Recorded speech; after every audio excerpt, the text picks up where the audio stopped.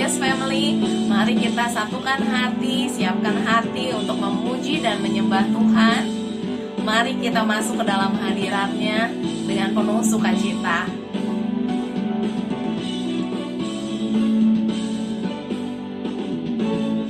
Kejaplah dan lihatlah betapa baiknya Tuhan itu. Rasakan dan nikmati kasih setia Tuhan. Kejaplah dan lihatlah betapa baiknya Tuhan itu. Rasakan dan nikmati kasih setia Tuhan. Syukur bagimu Tuhan, segala hormat bagimu Tuhan, Allah yang mengasihiku, Allah yang memeliharaku selamanya. Haleluya. Kejaplah dan lihatlah betapa baiknya Tuhan itu. Rasakan dan nikmati kasih setia Tuhan, kasih setia Tuhan. Syukur bagimu Tuhan, segala hormat bagimu Tuhan, Allah yang mengasihiku, Allah yang memeliharaku. Syukur bagimu Tuhan, segala hormat bagimu Tuhan, Allah yang mengasihiku, Allah yang memeliharaku.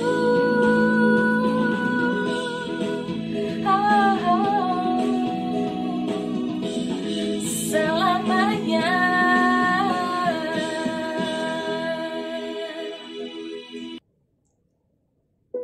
Jemaat yang dikasih Tuhan, mari kita siapkan hati untuk mendengarkan firman Tuhan pagi hari ini. Terima kasih Tuhan Yesus, kami percaya Tuhan saat kami dekat dengan-Mu Tuhan, kami boleh merasakan tenang. Thank you Jesus.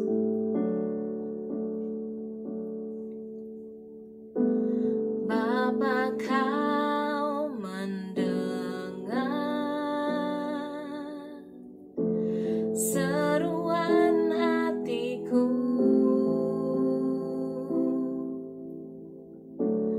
tak pernah Kau lepaskan dari kasih-Mu. Lewat lembah kelam, Kau temani aku. Roh-Mu bekerja selalu untuk kebaikanku.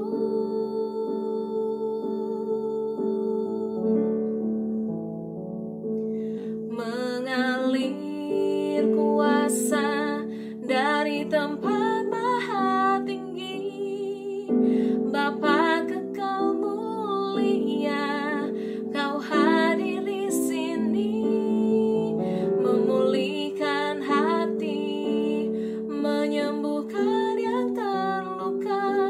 Ku kan tenang bersama-Mu Bapa.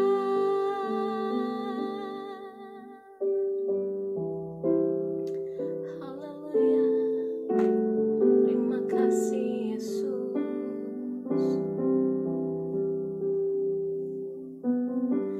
Lewat lembah kelam, Kau temani aku. Roh-Mu bekerja selalu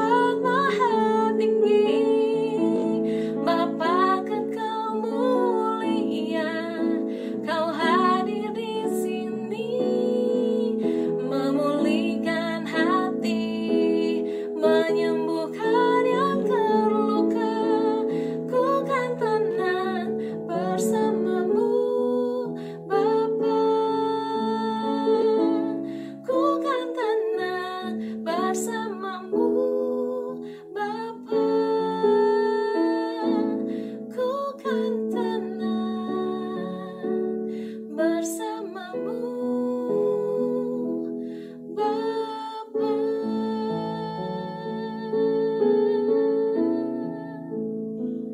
Terima kasih Yesus, haleluya.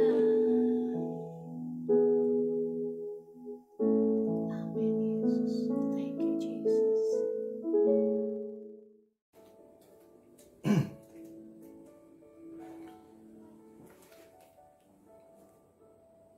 Shalom Glorious Family, kita berjumpa kembali dalam ibadah raya kita. Gak kerasa kita udah masuk di bulan Maret 2022 dan kita sampai di minggu pertama. Sepanjang bulan Maret ini kita akan membahas sebuah tema, yaitu The Presence of God. Dari tempat ini saya sampaikan salam kepada Anda semua dan juga seluruh keluarga Anda dimanapun Anda sedang beribadah saat ini. Kiranya kasih, kebaikan, kemurahan Tuhan dilimpahkan buat kita sekalian. Dan Bapak Ibu Saudara, sebelum kita membahas tentang hal ini, yaitu tentang the presence of God, yang akan kita bahas sepanjang bulan Maret, saya mau ambil sebuah perumpamaan. Jika ikan diambil dari air, maka dia akan mati. Jika satu batang pohon dicabut dari tanah, lama-kelamaan dia akan mati. Jika manusia diambil dari hadirat Tuhan, maka lambat laun dia pun akan mati. Air tanpa ikan tetap menjadi air, tetapi ikan tanpa air akan menjadi sangat bermasalah.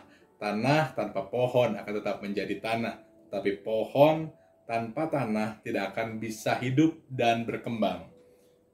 Tuhan tanpa kita akan tetap jadi Tuhan, tetapi kita tanpa Tuhan tidak bisa berbuat apa-apa.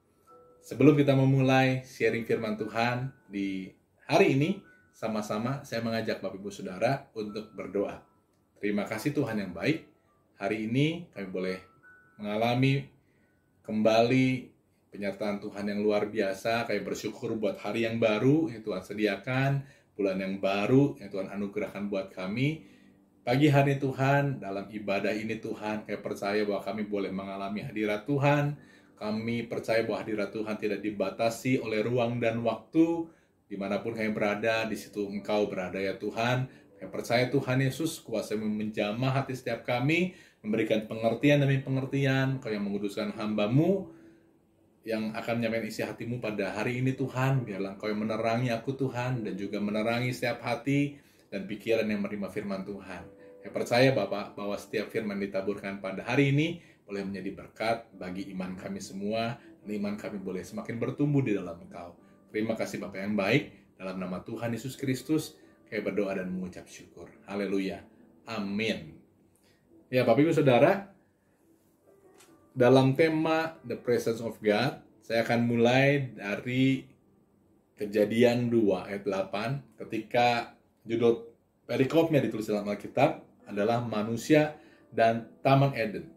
Ketika Tuhan menciptakan manusia, Tuhan juga memikirkan tempat yang terbaik, ekosistem yang terbaik di mana manusia bisa hidup dan berkembang. Dan Tuhan menempatkan manusia untuk tinggal di sebuah taman, yaitu Taman Eden. Saya akan bacakan ayat yang ke-8. Selanjutnya Tuhan Allah membuat taman di Eden, di sebelah timur, disitulah ditempatkannya manusia yang dibentuknya itu. Di situ dikatakan atau dituliskan bagaimana Tuhan merancangkan tempat terbaik untuk manusia hidup. Ya, kalau dilihat dari ayat yang ke-8 tadi, Allah membuat taman di Eden di sebelah timur. Ditempatkannya lah manusia. Kalau di zaman dulu, ya bagian timur adalah bagian yang baik, bagian yang subur. Ya bagian barat kurang baik. Analoginya, matahari terbit dari timur, tenggelam di barat. Dan Tuhan memberikan lokasi yang terbaik, ekosistem yang terbaik, habitat yang terbaik di mana manusia bisa hidup, bertumbuh, dan berkembang. Di dalam dunia properti, kita mengenal istilah 3L, yaitu lokasi, lokasi, dan lokasi. Kalau seorang investor mau mencari tempat terbaik, menurut para pakar properti, yang paling penting adalah lokasi, lokasi, dan lokasi. Dan ketika Tuhan menciptakan manusia, Tuhan juga sediakan tempat yang terbaik untuk manusia tinggal, yaitu di sebelah timur di Taman Eden. Nah, dan Adam dan Hawa sebagai manusia pertama dan kedua yang Tuhan ciptakan mempunyai akses untuk menikmati hubungan yang dekat dalam hadirat Tuhan. Setiap hari mereka berhubungan dengan Tuhan, mereka mengalami kehadiran Tuhan dan manifestasinya di dalam hadirat Tuhan. Sungguh indah, sungguh luar biasa. Tetapi kejadian tersebut tidak berlangsung lama ternyata karena manusia jatuh di dalam dosa, dan ketika manusia mengambil pilihan yang salah mengakibatkan mereka harus keluar dari Taman Eden dan mereka tidak mengalami hubungan seperti sebelumnya. Waktu Tuhan datang setelah mereka berbuat dosa, mereka pun bahkan bersembunyi menghindari Tuhan. Saya rasa itu bukanlah hal yang kita inginkan sebagai anak-anak Tuhan, tetapi kita rindu setiap waktunya kita boleh meresponi panggilan Tuhan, mengalami momen-momen yang indah bersama dengan Tuhan. Nah, setelah Adam dan Hawa keluar dari Taman Eden, tidak serta-merta Tuhan tidak terlibat dalam kehidupan mereka. Tuhan tetap hadir dalam kehidupan mereka, dan kemudian berlanjut ya dengan keturunan-keturunan yang berikutnya. Setelah itu Tuhan hadir di mesbah-mesbah yang dibangun oleh manusia, kemudian di kemah suci, dan yang kita syukuri hari ini kita bisa menikmati hadirat Tuhan setiap waktu melalui Roh Kudus-Nya yang dianugerahkan bagi setiap orang yang bertobat dan percaya kepada Tuhan Yesus. Ada amin, saudara? Gak ada hal yang lebih dahsyat, gak ada hal yang lebih besar daripada pribadi Tuhan yang menganugerahkan sebuah akses untuk kita boleh kembali menikmati hubungan dengan Sang Pencipta, boleh mengalami hadirat Tuhan. Nah, Yeremia 23 ayat 23 sampai dengan ayat yang ke-24 saya akan bacakan buat kita semua. Yeremia 23 ayat yang ke-23 sampai dengan ayat yang ke-24.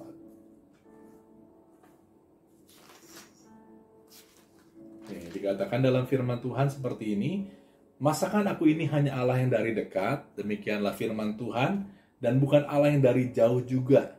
Sekiranya ada seorang menyembunyikan diri dalam tempat persembunyian, masakan aku tidak melihat dia? Demikianlah firman Tuhan. Tidakkah aku memenuhi langit dan bumi? Demikianlah firman Tuhan.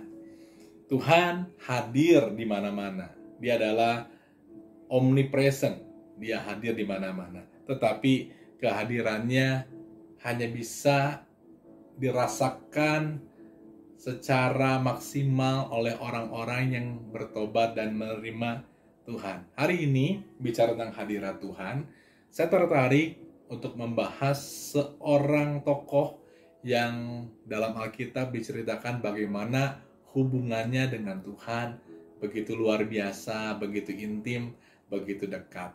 Ya, nggak ada tokoh lain yang rasanya lebih tepat selain Daud yang kita bisa bahas di hari ini. Mari kita buka sebentar dalam Mazmur 84 ayat yang ke-11.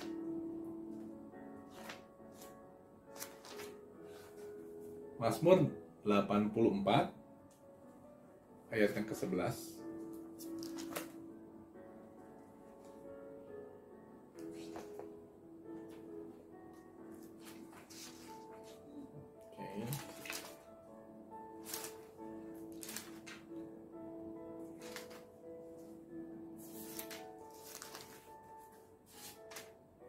Demikian firman Tuhan, sebab lebih baik 1 hari di pelataranmu daripada 1000 hari di tempat lain. Lebih baik berdiri di ambang pintu rumah Allahku daripada diam di kemah-kemah orang fasik. Bapak-Ibu Saudara, ucapan ini muncul dari seorang raja yang luar biasa yang namanya Daud. Dia berkata, sebab lebih baik 1 hari di pelataran Tuhan daripada 1000 hari di tempat lain. Bahkan lebih baik berdiri di ambang pintu rumah Allahku daripada diam di kemah-kemah orang fasik. Buat dia diam di pelataran, diam di abang pintu, asal dalam hadirat Tuhan adalah sebuah kebutuhan dan sebuah kesukaan yang dia rasakan. Dan sepanjang isi di Mazmur ini berisi nyanyian, ya, lagu-lagu yang luar biasa yang menggambarkan hubungan yang dekat dengan pemazmur, ya, diantaranya dengan Raja Daud. Nah, bicara tentang raja, pasti kebutuhan hidupnya selalu tercukupi.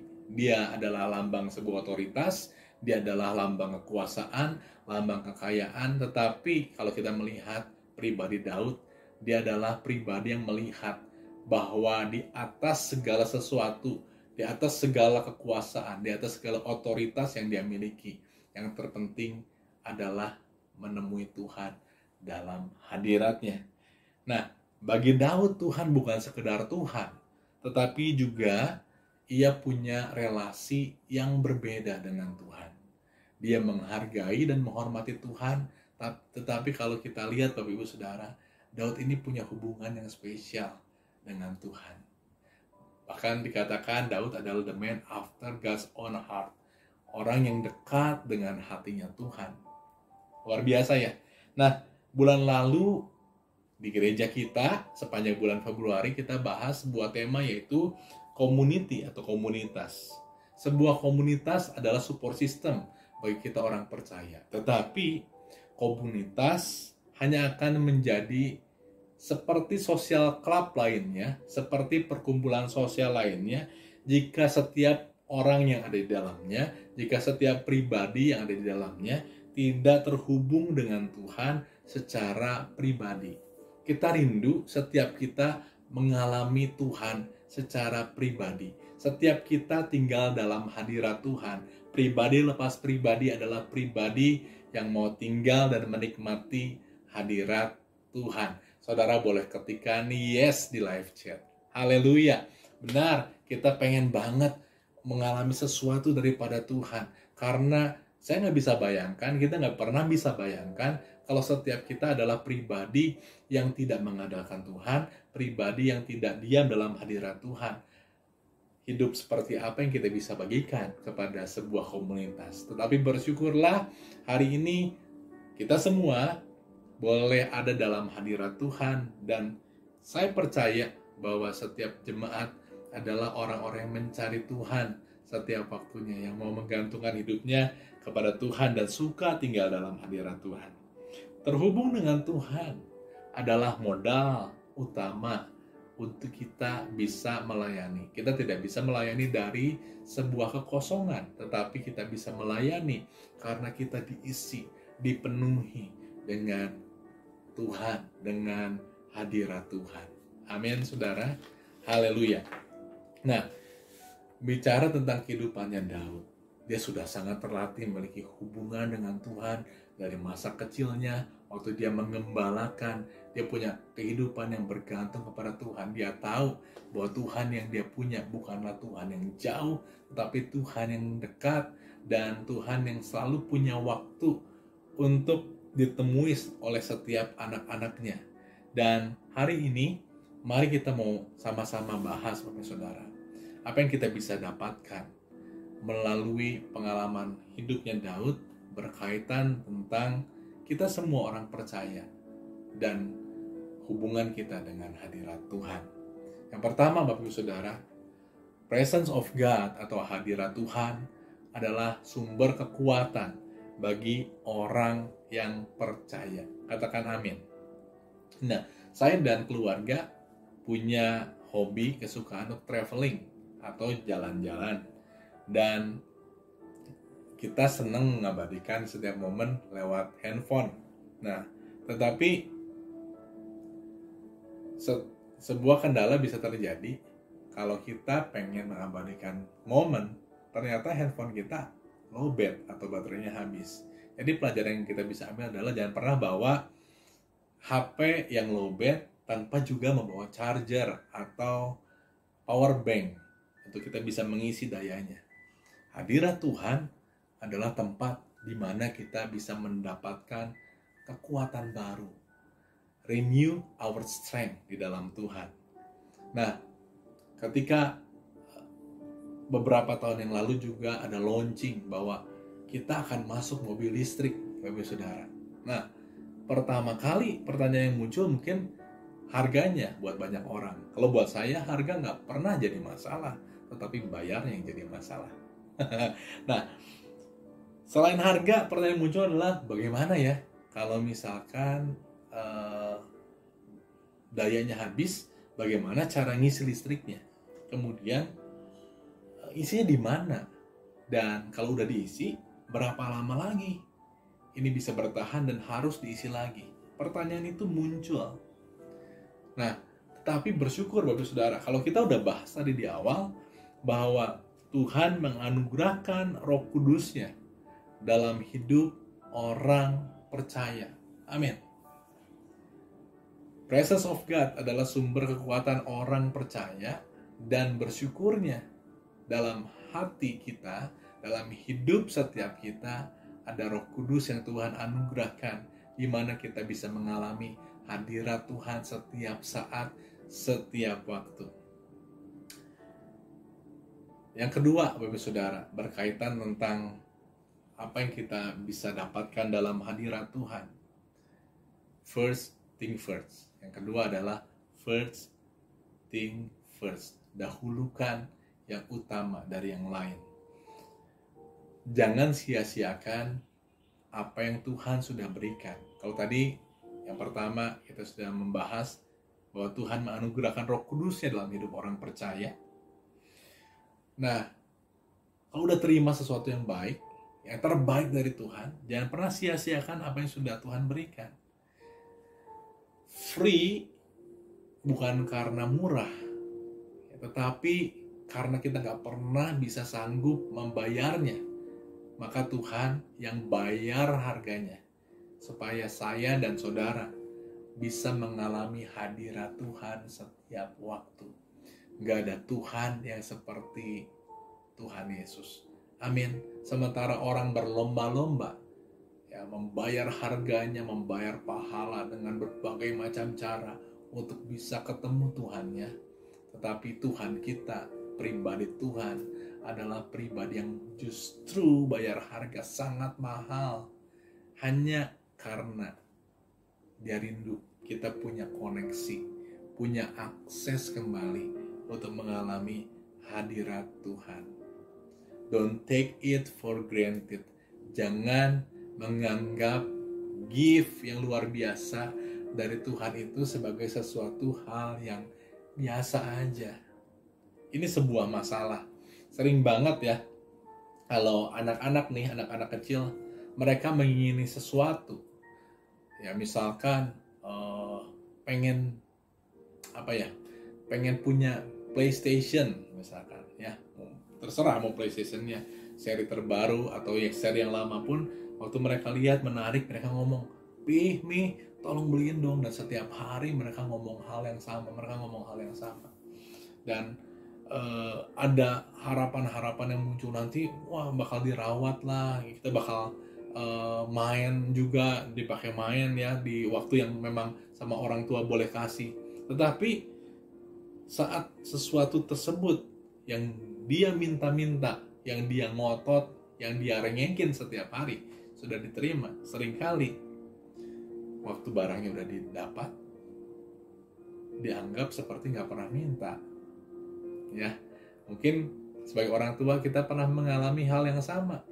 Waktu ngototnya, waktu belum dapat ngotot, ngerengek segala macam. Tetapi waktu udah dapat, ya dia nggak biasa aja. Bahkan disimpannya sembarangan, nggak pernah diberesin atau nggak pernah dipakai main sekalipun. Ya, demikian juga kita, atau jangan kita ya, mungkin orang-orang di luar sana. Banyak orang yang pengen katanya mengalami hidup yang berubah, tetapi ketika sudah mendapatkan Tuhan dan Tuhan anugerahkan Roh Kudus dalam hidupnya, seringkali kita menganggap itu sebagai satu hal yang biasa aja. Saya mau katakan hari ini juga reminder buat saya bahwa Roh Kudus yang Tuhan anugerahkan dalam kehidupan kita bukanlah sesuatu yang kita bisa anggap biasa aja. Mari hidup dalam sebuah hubungan, hidup dalam sebuah keintiman dengan roh Tuhan, hidup dalam sebuah keintiman di dalam hadirat Tuhan. Saudara bisa bayangkan kalau dulu di zaman perjanjian lama orang harus membawa korban bakaran segala macam, dan itu pun tidak boleh mereka yang membakarnya, mempersembahkannya, harus melalui imam untuk bisa mendapatkan sesuatu daripada Tuhan. Itu pun Tuhan berbicara tidak langsung kepada mereka kadang-kadang, tapi melalui imam. Tetapi hari ini ketika Tuhan Yesus sudah mati dan bangkit, akses kita terbuka lebar untuk mengalami hubungan, koneksi, tinggal dalam hadirat Tuhan. Yang kedua, first thing first. Mari utamakan apa yang harus kita utamakan. Kalau tadi di pertama kita percaya bahwa hubungan dengan Tuhan, presence of God, hadirat Tuhan adalah sumber kekuatan bagi setiap orang yang percaya. Yang kedua, mari kita utamakan tinggal dalam hadirat Tuhan setiap saat, setiap waktu, oleh hubungan yang kita bangun dengan Roh Kudus, Roh penghibur, Roh penolong yang Tuhan percayakan ada dalam hidup saya dan hidup saudara. Amin. Yang ketiga,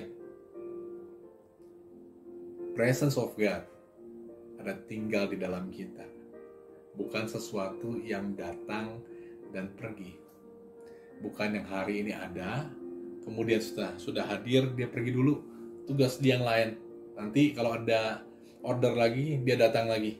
Tetapi Roh Tuhan, Roh Kudus yang Tuhan percayakan itu, dia tinggal dan menetap di dalam kita. Seringkali Bapak Ibu Saudara, kita juga pernah mengalami nggak bisa merasakan hadirat Tuhan. Ya, ada beberapa hal dalam Alkitab juga yang memang Tuhan izinkan. Ya, bukan karena Tuhan menjauh, tetapi ada rencana Tuhan yang lain dalam kehidupan seseorang. Tetapi juga ada orang yang tidak bisa mengalami hadirat Tuhan karena rasa familiar yang mereka bangun. Hidupnya cuma menjadi hidup yang agamawi. Tuhan itu adalah suatu pribadi. Dia bukan benda. Sometimes hadiratnya tidak selalu kita bisa rasakan dengan cara yang sama, dengan sebuah pola. Memuji, menyembah, kemudian berdoa, dan di situ hadir. Kadang-kadang Tuhan juga punya hal yang berbeda untuk kita bisa mengalami hadirat Tuhan. 1 Raja-Raja 19 ayat 11 sampai dengan ayatnya ke-12.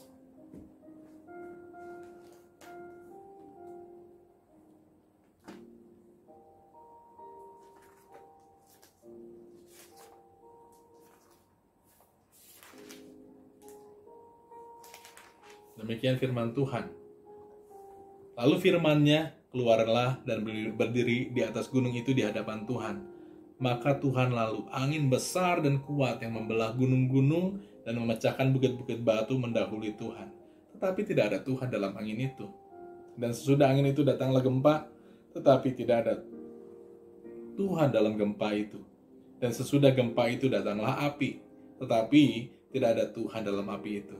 Dan sesudah api itu datanglah bunyi angin sepoi-sepoi basah. Segera sesudah Elia mendengarnya, ia menyelubungi mukanya dengan jubahnya lalu pergi keluar dan berdiri di pintu gua itu. Maka datanglah suara kepadanya berbunyi, apakah kerjamu di sini, hai Elia?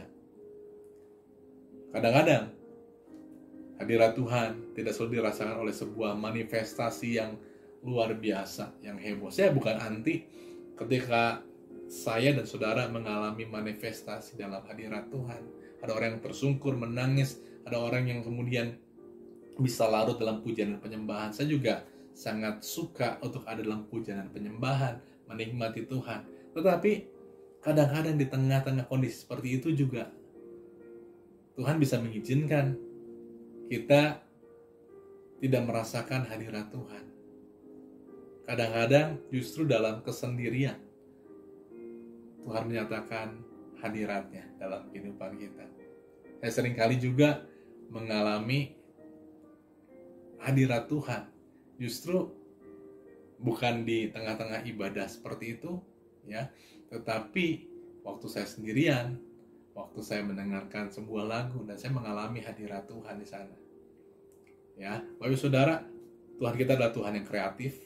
Dia bukan Tuhan yang berpatok sama pola, tetapi Dia ada, Dia selalu ada, dan Dia mau kita mengalami hadirat Tuhan. Tetapi kita percaya selalu ada cara Tuhan yang luar biasa untuk setiap kita mengalami hadirat Tuhan. Dalam firman Tuhan yang tadi kita baca, Elia bahkan seorang nabinya Tuhan, dia mendapatkan Tuhan bukan di tengah-tengah kondisi yang luar biasa, bukan di tengah gempa, bukan di tengah api, bukan di tengah angin yang besar dan kuat, tapi lewat angin yang sepoi-sepoi dia boleh mengalami hadirat Tuhan. Nah, dan untuk menutup firman Tuhan di hari ini, saya mau mengajak Bapak Ibu Saudara untuk membaca di Mazmur 91. Judulnya adalah Dalam Lindungan Allah. Kita akan bacakan semua ayatnya, keseluruhannya, 91 ayat 1 sampai dengan ayat yang ke-16. Orang yang duduk dalam lindungan yang maha tinggi dan meremalam dalam naungan yang maha kuasa. Artinya orang-orang yang tinggal dalam hadirat Tuhan akan berkata kepada Tuhan, tempat perlindunganku dan kubu pertahananku, Allahku yang kupercaya. Dalam hadirat Tuhan ada perlindungan, ada kubu pertahanan. Sungguh Dialah yang akan melepaskan kau dari jerat penangkap burung, dari penyakit sampar yang busuk. Dengan kepaknya Ia akan menundungi engkau untuk memberitakan kasih setiamu ayat yang keempat, dengan kepaknya Ia akan melindungi engkau, di bawah sayapnya engkau akan berlindung, kesetiaannya ialah perisai dan pagar tembok. Kita punya Tuhan yang setia. Dia bukan Tuhan yang meninggalkan, tapi Tuhan yang selalu berjalan bersama dengan kita. Kesetiaan Tuhan ialah perisai. Perisai itu bicara alat untuk melindungi diri, dan pagar tembok, protection from God, Tuhan yang memberikan perlindungan. Kau tak usah takut terhadap kedahsyatan malam, terhadap panah yang terbang di waktu siang, terhadap penyakit sampar yang berjalan di dalam gelap, terhadap penyakit menular yang mengamuk di waktu petang, seperti yang kita alami hari-hari ini. Walau 1000 orang rebah di sisimu dan 10.000 di sebelah kananmu, tetapi itu tidak akan menimpamu. Engkau hanya menontonnya dengan matamu sendiri dan melihat pembalasan terhadap orang-orang fasik. Sebab Tuhan ialah tempat perlindunganmu yang maha tinggi, telah kau buat tempat perteduhanmu. Perteduhan itu bicara tempat di mana kita boleh merasakan kesejukan, kenyamanan di tengah-tengah apapun yang kita alami di hari-hari ini. Saya percaya setiap kita sedang berjuang, sedang berlari, sedang berlomba, dan gak mudah. Tuhan katakan, yang maha tinggi telah kau buat tempat perteduhanmu. Malapetaka tidak akan menimpa kamu, dan tulah tidak akan mendekat kepada kemahmu. Sebab malaikat-malaikatnya akan kuperintahkan kepadamu untuk menjaga engkau di segala jalanmu. Mereka akan menatang engkau di atas tangannya, supaya kakimu jangan terantuk kepada batu. Singa dan ular tedung akan kau melangkahi. Engkau akan menginjak anak singa dan ular naga. Ayat ke-14. Sungguh hatinya melekat kepadaku. Kita mau jadi orang-orang yang melekat kepada Tuhan, di dalam hadirat Tuhan. Maka aku akan meluputkannya. Aku akan membentenginya sebab ia mengenal namaku. Ayat ke-15, bila ia berseru kepadaku, aku akan menjawab. Aku akan menyertai dia dalam kesesakan. Saya ulangi ya Bapak Saudara. Bila ia berseru kepadaku, aku akan menjawab. Aku akan menyertai dalam kesesakan. Aku akan meluputkannya dan memuliakannya. Dan saya rindu, saya mau mengajak kita semua baca ayat yang ke-16 bersama-sama.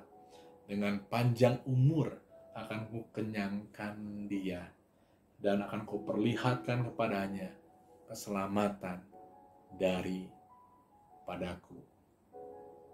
Mari Bapak Ibu Saudara, ada hadirat Tuhan, ada kehadiran Tuhan yang terpenting tentunya, dan selalu ada Tuhan di dalam hadiratnya.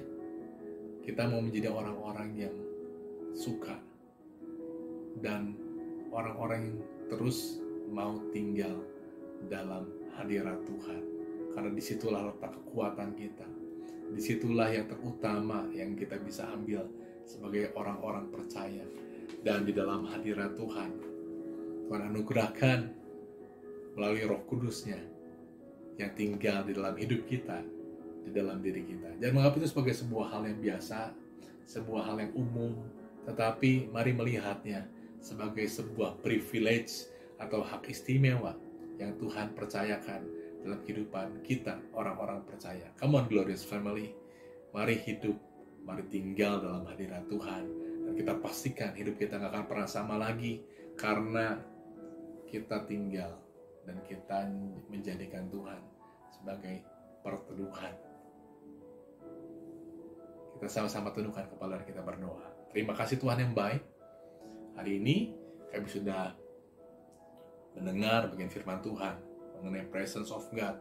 Dan setiap kami Tuhan menjadi orang-orang yang suka dan tetap tinggal dalam hadirat Tuhan. Kayak percaya, belajar seperti Daud. Mungkin dia juga pernah salah, tetapi satu hal yang dia takutkan, dia tidak mengalami hadirat Tuhan dalam kehidupannya. Kami mau menjadi orang-orang seperti Daud, yang menganggap hadirat Tuhan adalah sesuatu yang penting dalam kehidupan kami. Kehadiran Tuhan adalah sesuatu yang harus kami temui setiap saat ya Bapa. Kami tahu Tuhan, bahwa Tuhan hadir dimanapun keberadaan kami. Tinggal hati kami yang mau fokus akan Engkau, yang mau mencari akan Engkau, yang mau menikmati Engkau lebih lagi. Kiranya Tuhan, gerejamu menjadi gereja yang mencari Tuhan, menjadi gereja yang senang tinggal dalam hadirat Tuhan, yang percaya Tuhan Yesus ada hal-hal yang baru, ada sebuah pertumbuhan yang Kau berikan buat orang-orang yang tinggal tetap dalam Engkau. Terima kasih Bapa yang baik, dalam nama Tuhan Yesus Kristus, kami sudah berdoa dan mengucap syukur. Amin. Jemaat yang dikasih Tuhan, hari ini juga kita akan menikmati perjamuan kudus. Silakan Anda siapkan roti dan anggur untuk kita sama-sama bisa menikmatinya bersama. Dan dalam firman Tuhan yang diambil dari Matius 26 ayat 26, dan ketika mereka sedang makan, Yesus mengambil roti, mengucap berkat, memecah-mecahkannya lalu memberikannya kepada murid-muridnya dan berkata, "Ambillah, makanlah, inilah tubuhku." Saudara, mari kita angkat roti kita. Apakah Anda percaya bahwa ini adalah tubuh Kristus? Mari kita nikmati bersama-sama di dalam nama Tuhan Yesus. Sesudah itu, dia mengambil cawan, mengucap syukur, lalu memberikannya kepada mereka dan berkata, "Minumlah kamu semua dari cawan ini, sebab inilah darahku, darah perjanjian, yang ditumpahkan bagi banyak orang untuk pengampunan dosa." Saudara percaya bahwa anggur ini melambangkan darah Kristus yang sudah dicurahkan bagi saudara dan saya untuk keselamatan kita semua, untuk pengampunan dosa? Amin. Mari sama-sama kita nikmati dalam nama Tuhan Yesus Kristus.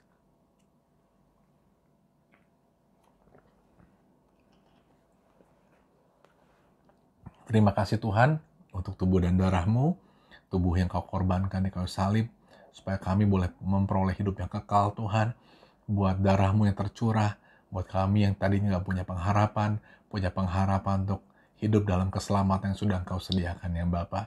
Kami percaya Tuhan Yesus, bahwa pengorbanan-Mu gak pernah sia-sia dalam kehidupan kami, bila setiap kami, anak-anak-Mu Tuhan, boleh melihat bahwa ada pribadi yang luar biasa yang mengasihi kami, menerima kami apa adanya, bahkan mau berkorban bagi kami semua.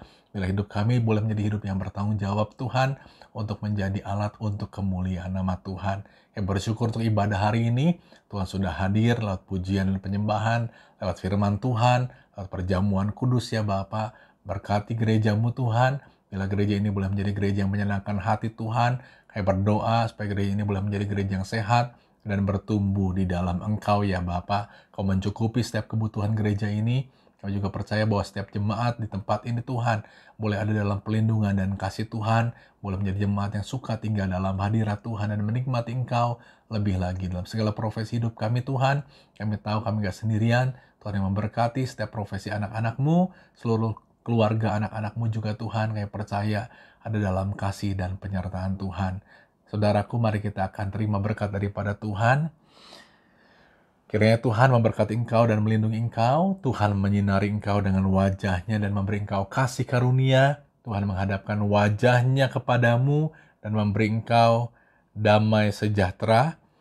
Terimalah berkat dari Allah Bapa di surga, anugerah daripada Tuhan Yesus Kristus yang sudah menyelamatkan kita semua di atas kayu salib, serta persekutuan yang intim, yang manis dan indah beserta dengan Roh Kudus, menyertai kita sekalian dari hari ini sampai Tuhan Yesus datang kedua kali. Semua orang yang bersyukur dan percaya sama-sama kita katakan, amin. Happy Sunday Church, God bless, sampai jumpa dalam ibadah minggu depan. Tuhan memberkati.